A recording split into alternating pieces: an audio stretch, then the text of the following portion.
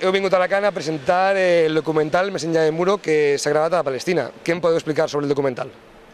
El documental Més enllà del mur, Cançons contra l'apartheid, conta un poc l'experiència viscuda per un col·lectiu de músics valencians i catalans, format per Obrim Pas, Paola Bajos, Nabil, Mansur i Cesc Freixas.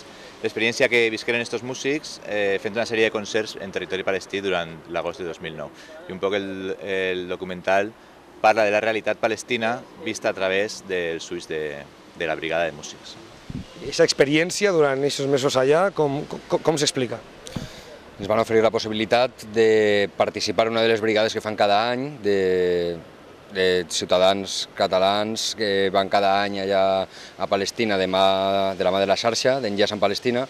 Ens van oferir la possibilitat d'anar un grup de músics a fer algunes actuacions allà a Cisjordània, als territoris ocupats, als camps de refugiats, i la veritat és que no ens ho vam pensar. Vam acceptar i ha sigut una de les experiències més grans que hem viscut amb el grup i a més que ens ha servit tant a nivell professional com a nivell personal per a viure una realitat sense el filtre dels mitjans de comunicació. Important. Què és el que podem veure en el documental? Què és el que explica?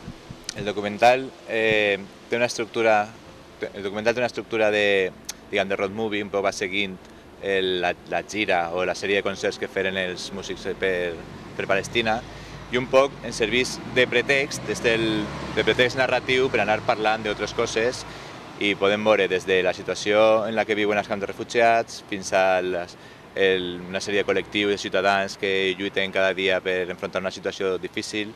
Podem veure un poc com respon el poble palestí o els ciutadans que viuen aquest tipus de conflictes davant la presència dels músics que van fins allà a expressar la seva solidaritat a través de la música.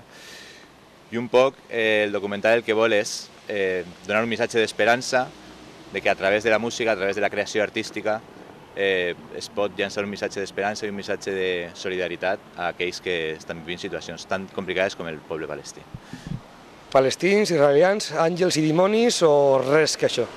No, la veritat és que és un conflicte, malgrat ser un conflicte molt mediàtic i encara un dels més sagnants i vigents en els temps actuals, ens trobem que les informacions que ens arriben estan prou sesgades i hi ha massa tòpic circulant al voltant del conflicte que fins que no arribes allà o t'informes per altres vies no te n'adones de la complexitat de l'assumpte. És a dir, ens vam trobar amb una actitud molt estoica però alhora molt valenta també dels palestins que estan aguantant la que els està caient des de fa molts anys, però al mateix temps van trobar també molts israelians que s'oposaven a les pràctiques del seu propi estat i a la política d'apartheid que practica l'estat d'Israel. És a dir, no és una qüestió de blanc i negre, és una qüestió de que la societat israeliana, igual que la societat palestina, és molt diversa i nosaltres sempre el que vam buscar allà són els punts en comú, els nexes que unien, diguem, de cara a una solució justa, sobretot, per al conflicte. I la veritat és que en ambdues parts n'hi ha gent disposada a donar un pas endavant en favor de la pau i, evidentment, tot i la complexitat de l'assumpte, cal donar suport a totes les iniciatives que estan sorgint també des de la part israeliana, com són els insumissos israelians, que d'alguna manera estan denunciant les pràctiques de racisme i apartheid que està practicant l'estat d'Israel. És a dir, ens ha servit per conèixer una miqueta més des de dins tot el conflicte i totes les variants que hi ha dins de les societats israelianes i palestines. Heu vingut a Alacant, però no és l'única ciutat on esteu presentant el documental. Què us esteu trobant allà on aneu a presentar el documental? M'imagino que hi ha molts instituts, molta gent jove, però gent no tan jove. Quina és la visió que tenen de Palestina i d'Israel?